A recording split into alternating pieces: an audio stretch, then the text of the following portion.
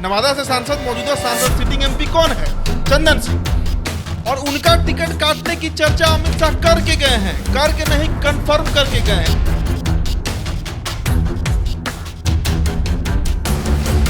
सीधा मॉनिटरिंग अमित शाह का है देश के 90 लोकसभा सीटों पर, उसमें एक सीट नवादा भी है कि पशुपति कुमार पारस को छोड़कर उनकी पूरी पार्टी की टिकट बीजेपी काट देगी 2024 लोकसभा चुनाव। आप बताइए कि बिहार में पशुपति कुमार पारस की क्या क्रेडिबिलिटी है? कितने पासवान वोटर उनके साथ रहेंगे? कितने दलित वोटर पशुपति कुमार पारस को वोट करेंगे? सब तो चिराग को वोट करने वाले हैं। चिराग वोट ट्रांसफर करा सकते हैं। हर लोकसभा में चिराग पासवान कम से कम 50,000 से 1 लाख के आसपास वोट करवाते हैं। और उन सीटों का नाम भी हमने बताया है जो चिराग की पार्टी को जाएगा, चाहे वो वाल्मीकि नगर हो, चाहे वो जहानाबाद हो, चाहे वो जमुई हो, चाहे वो समस्तीपुर हो और चाहे वो हाजीपुर। तो ये पहला विकेट गिरा है पशुपति कुमार पारस की पार्टी का। अगला 3 से 4 महीना पे इंतजार कीजिए, 1 से 2 और विकेट गिरेगा। 1 से 2 और ऐसे सीट होंगे इनकी पार्टी के, पशुपति कुमार पारस की पार्टी के, जिन सीट पर जाकर अमित शाह कहेंगे कि यहीं से हमारा प्रत्याशी बीजेपी का प्रत्याशी चुनाव लड़े। वैसा उससे ज्यादा खराब स्थिति पशुपति कुमार पारस की है। आप सांसद तोड़ के अपने साथ ले जा सकते हैं, आप पार्टी अपने साथ ले जा सकते हैं, सिंबल अपने साथ पशुपति कुमार पारस ले जा सकते हैं, जनाधार कैसे लाइएगा? पासवान वोटर्स कहां से लाइएगा?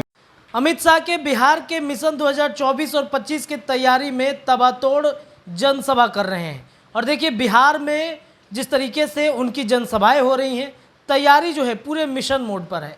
और इस बार उन्होंने नवादा पहुंचकर कुछ ऐसा बड़ा गेम कर दिया है जिस पे बिहार में राजनीतिक चर्चाएं तेज हो रही हैं। आपको बताएं कि सूत्रों के अनुसार जो जानकारी मिल रही है कि नवादा से सूरजभान सिंह के भाई जो हैं चंदन सिंह, उनका टिकट काट रहे हैं और किसी और को टिकट देंगे।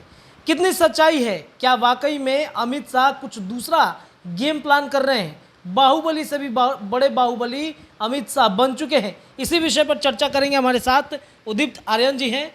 बात करेंगे क्या सच्चाई है, ये खबरें आ रही हैं ऐसी कि सूरजभान सिंह के भाई का टिकट काटा जा रहा है, क्या कहें? देखिए बहुत अच्छा लाइन का आपने प्रयोग किया कि बाहुबली के भी बाहुबली। कल अमित शाह ने नवादा में दबंगई दिखाई है। उनके पूरे भाषण को सुनिए, हम लोग सुने ही हैं, अब तो 5 बार सुन चुके हैं। दबंगई दिखाए हैं अमित शाह कल आके नवादा में। उन्होंने कहा है कि उल्टा करके सीधा कर देंगे उन लोगों को जो दंगाई हैं। और ये जो जिस पर चर्चा हम करने जा रहे हैं, पशुपति कुमार पारस का पहला विकेट बीजेपी ने गिरा दिया है। आप समझिए बाहुबली के बाहुबली मतलब सूरजभान सिंह बिहार के बाहुबली रहे हैं, सांसद भी रहे हैं, विधायक भी रहे हैं। और उनके भाई चंदन सिंह नवादा से एमपी हैं। नवादा से सांसद, मौजूदा सांसद सिटिंग एमपी कौन है? चंदन सिंह। और उनका टिकट काटने की चर्चा अमित शाह करके गए हैं, करके नहीं कंफर्म करके गए हैं। देखिए एक जानकारी आपको दे देते हैं, देश के 90 लोकसभा सीटों पर सीधा मॉनिटरिंग अमित शाह का है। सीधा मॉनिटरिंग अमित शाह का है देश के 90 लोकसभा सीटों पर, उसमें एक सीट नवादा भी है। आप समझिए 5 सांसद राष्ट्रीय लोक जनता पार्टी के हैं, एलजेपी के हैं। आरएलजेपी के 5 सांसद हैं, जिनमें एक पशुपति कुमार पारस भी हैं जो राष्ट्रीय अध्यक्ष हैं उस पार्टी के। उनका पहला टिकट काटा गया है, पहला विकेट गिर गया है। और चंदन सिंह या फिर पशुपति कुमार पारस कुछ नहीं कर पाएंगे। ऐलान किया गया है नवादा में अमित शाह के द्वारा कि नवादा में इस बार बीजेपी का प्रत्याशी चुनाव लड़ने जा रहा है। देखिए इसका एक कारण आपको समझना होगा, ये हमारे जो हमारे दर्शक हैं उनको भी समझना होगा। चिराग पासवान की जो पार्टी है एलजेपी रामविलास, लोजपा रामविलास, उस पार्टी को कितनी सीटें दी जाएगी इस पर हमने कई बार चर्चा किया है। और उन सीटों का नाम भी हमने बताया है जो चिराग की पार्टी को जाएगा, चाहे वो वाल्मीकि नगर हो, चाहे वो जहानाबाद हो, चाहे वो जमुई हो, चाहे वो समस्तीपुर हो और चाहे वो हाजीपुर हो। यही 5 सीट पर चर्चा है ना। इन्हीं में से 5 सीट में से सीट जो है वो चिराग को जाना है। नवादा में चिराग का कोई ना इंटरेस्ट है और ना नवादा में चिराग को कहीं फाइट करना है उनकी पार्टी को। तो चिराग तो नवादा से लड़ेगा कौन? नवादा से कौन लड़ेगा?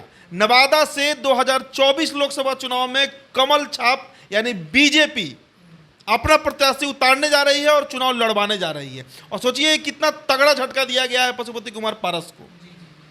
मीडिया सूत्रों के हवाले से जो खबर आई है, हमने जो पढ़ा है खबर, चाहे हमने जो रिपोर्ट लगातार हम देख रहे हैं, चाहे वो कई बड़े बड़े पोर्टल्स हैं भाई, राष्ट्रीय हैं, चाहे जनसत्ता है, न भारत टाइम्स, आप देख लीजिए, उसमें क्लियर लिखा है, साफ बताया गया है कि चंदन सिंह का टिकट काटा जा रहा है। और अभी आप ध्यान रखिए एक बात का, 90 सीट जो मॉनिटरिंग की हम बात कर रहे हैं उसमें कम से कम 10 सीट बिहार से है, और उसमें हो सकता है कि पशुपति कुमार पारस को छोड़कर उनकी पूरी पार्टी की टिकट बीजेपी काट देगी 2024 लोकसभा चुनाव में, और 4 से 5 सीट चिराग पासवान को बीजेपी देने जा रही है 2024 लोकसभा चुनाव में। इसका कल ऐलान बाकायदे कर दिया गया है। वो जो सभा हुआ है नवादा में, उस सभा के पहले जो मीटिंग हुई है, जो तमाम बीजेपी के बड़े बड़े नेता बैठे हुए थे मीटिंग में, उसमें अमित शाह ने साफ कहा है कि नवादा में आप तैयारी शुरू कर दीजिए, नवादा में अपना प्रत्याशी उतारना है, नवादा में बीजेपी का प्रत्याशी 2024 लोकसभा लड़ेगा। इस बात को अमित शाह ने खोल कर कहा है उन तमाम नेताओं के बीच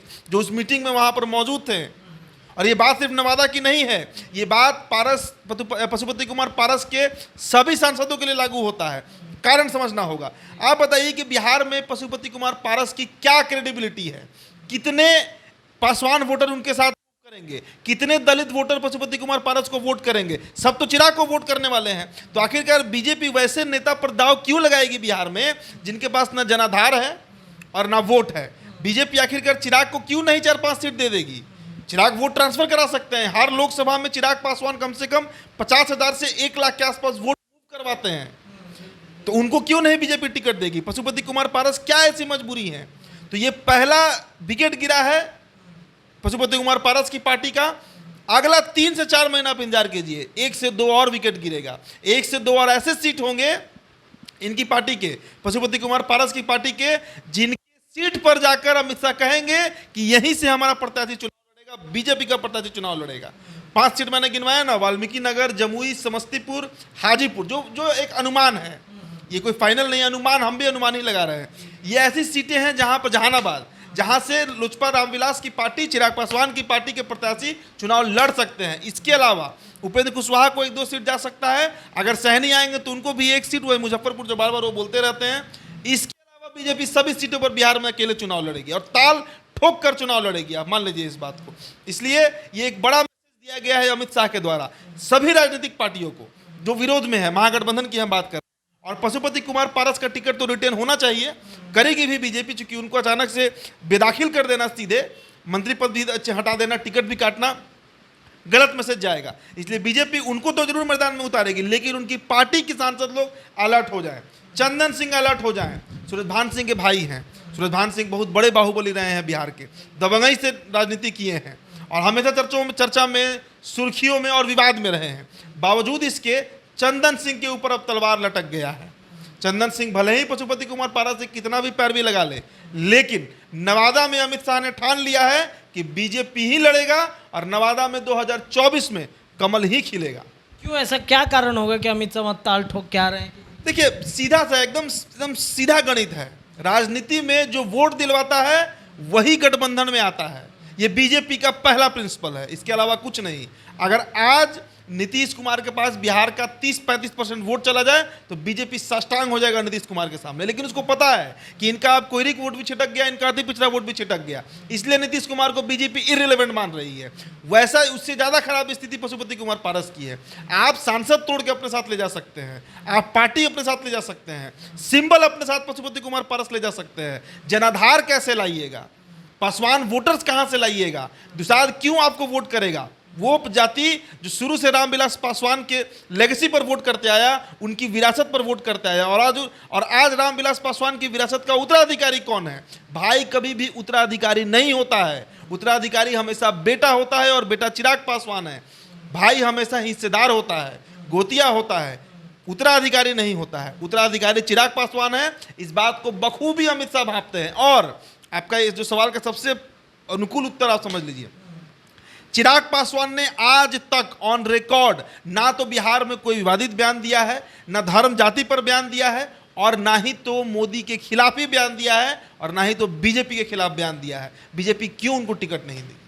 चलिए, तो अमित शाह ने डंके की चोट पर यह ताल ठोक दिया है कि वहां से बीजेपी का, यानी कि नवादा सीट से बीजेपी के कैंडिडेट को वो उतारने जा रहे हैं, और इसके लिए बाकायदा उन्होंने कंफर्म भी कर दिया है। सभी बीजेपी के बिहार के जितने सारे वरिष्ठ नेता हैं वो उनको उन्होंने मंत्र भी दे दिया है। तो क्या होता है हम आपको लगातार बताएंगे। फिलहाल ये चर्चा कैसी लगी ज़रूर बताइएगा।